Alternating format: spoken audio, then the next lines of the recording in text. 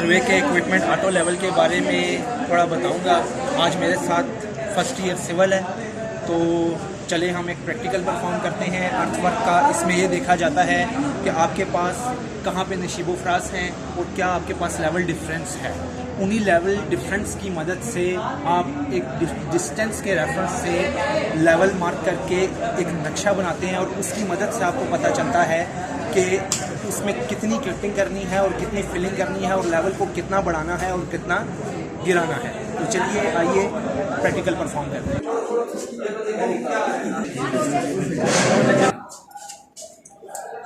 भी आपको ट्राइपॉड को खोलने का, लगाने का, एडजस्ट करने का तरीकाकार बताते हैं कि ट्राइपॉड को खोलना किस तरह से है। सबसे पहले इसके लॉक्स को लूज करना है, उसके बाद इसको आपने स्मूथली ऐसे पकड़ के अपने चेस्ट लेवल तक उठाना है, ठीक है। और इसको आप ऐसे चेक कर सकते हैं। इससे ऊपर होगा तो आपको रीडिंग पढ़ने में दुश्वारी होगी, इससे नीचे होगा तो उस सूरत में भी आपको रीडिंग पढ़ने में दुश्वारी होगी। ज़्यादा इसको अपनी चेस्ट लेवल तक उठाएं, इसके बाद इसको आप लॉक कर दें। और इस दौरान लॉक का खास ख्याल रखना है कि लॉक लूज ना हो, वरना अगर इंस्ट्रूमेंट इसके ऊपर लगेगा तो वो लोड की वजह से स्लिप कर सकता है। तो ट्राइपॉड को खोलना कैसे है कि एक टांग को ऐसे बाहर फेंकना है और उसके बाद तीनों टांगों का दरमियानी फासला बराबर रखते हुए इन दो टांगों को एडजस्ट करना है। तो तकरीबन ये हमारा 70% ऊपर से लेवल हो चुका होगा।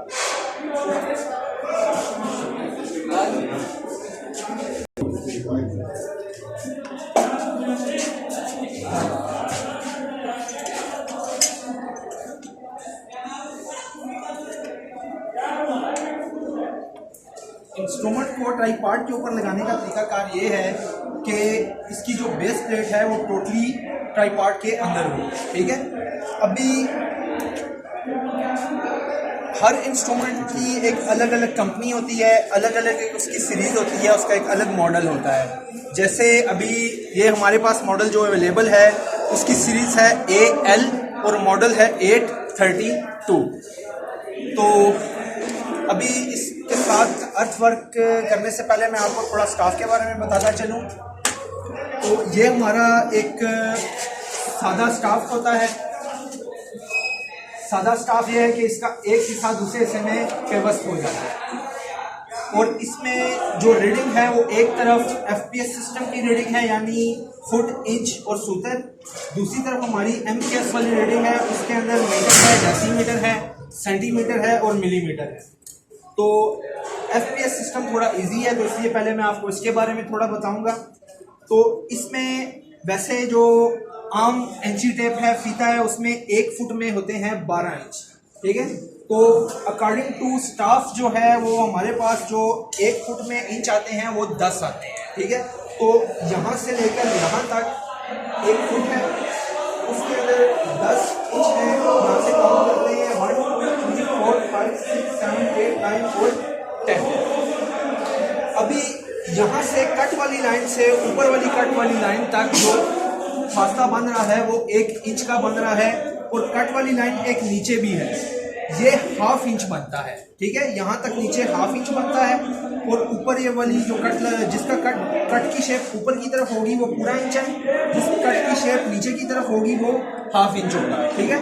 तो यहाँ वैसे जो इंच में सूत्र होते हैं वो 8 होते हैं और इसके अंदर अकॉर्डिंग टू स्टाफ जो है वो सूत्र भी 1 इंच में 10 ही होते हैं। तो यहाँ से काउंट करना स्टार्ट करते हैं। ये व्हाइट वाला एक सूत्र है और ब्लैक वाला दूसरा सूत्र है। तो व्हाइट वाला ये 1 2 3 4 और 5, यहाँ तक 1/2 हो गया 5। उसके बाद 6 7 8 9 और 10, ठीक है। तो 10 सूत्र हो गए। तो इसके अंदर ये है कि ये टोटल वैसे फीते के मुताबिक भी 1 फुट ही बनता है, लेकिन क्या है कि जो 2 इंच कम होता है वो 2 सूत्र जब बढ़ता है इंच से तो वो फुट तक जाते जाते अपनी कमी को पूरा कर देता है। तो रीडिंग पढ़ने के लिए इसका क्या असूल है कि लेट्स सपोज अगर आपके पास, अच्छा एक चीज़ और है कि ये जो छोटे हिस्से हैं इसके बारे में भी मैं बता देता हूँ आपको।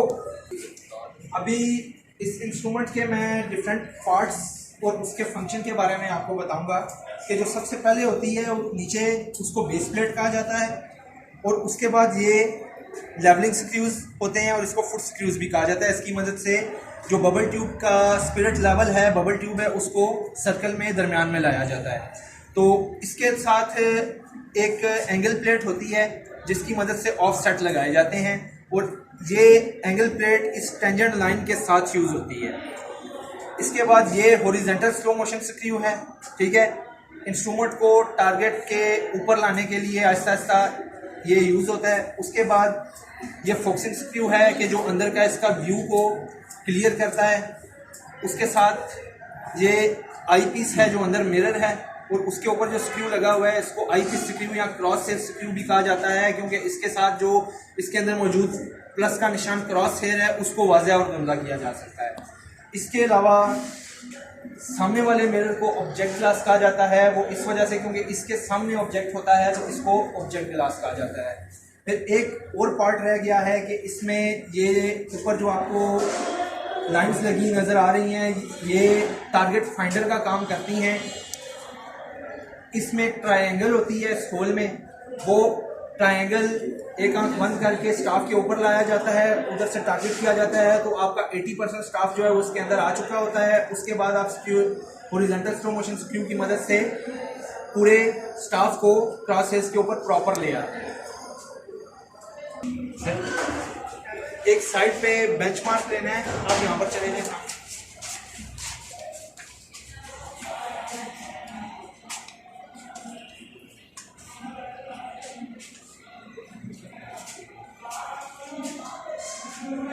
यूज़ करने से पहले इसकी बबल ट्यूब को स्क्रू की मदद से दरमियान में लाना है। उसके बाद इसको इधर से देखते हुए ट्रायंगल को स्टाफ के ऊपर लाना है और इसकी फोकसिंग करनी है। समटाइम्स इसकी फोकसिंग जो है वो बहुत ज़्यादा आउट हो चुकी होती है तो इसको आहिस्ता आहिस्ता घुमा के एडजस्ट करना होता है। अभी इसकी फोकसिंग वाज़ेह हो चुकी है तो यहाँ पे रीडिंग आ रही है 4.31।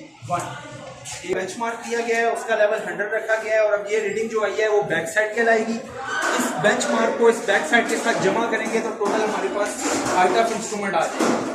उसके बाद नेक्स्ट पॉइंट हम ले रहे हैं वो इंटर साइड पॉइंट कहलाएगा और इस पॉइंट पे जो रीडिंग आएगी वो हाइट ऑफ इंस्ट्रूमेंट में से माइनस की जाएगी तो उस जगह का लेवल आपके पास आ जाएगा।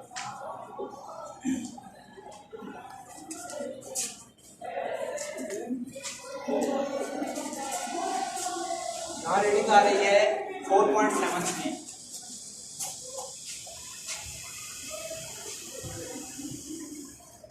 इस रीडिंग को हाइट ऑफ इंस्ट्रूमेंट में से सब्ट्रैक्ट करके उसका आरएल निकालने, उसके बाद एक और पॉइंट ले लें, वो भी इंटर साइड आ जाएगी।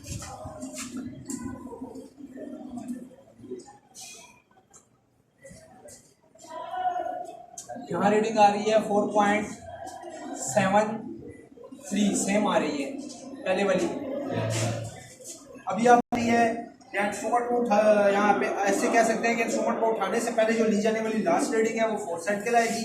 इंस्ट्रूमेंट को सेट करने के बाद जो पहली ली जाने वाली रीडिंग होगी वो बैक साइड कहलाएगी और बैक साइड और 4 साइड के दरमियान जितनी भी तमाम रीडिंग होंगी वो इंटर साइड कहलाएगी। अभी ये लास्ट पॉइंट पे मैं रीडिंग एक ले रहा हूँ, ये 4 साइड कहलाएगी।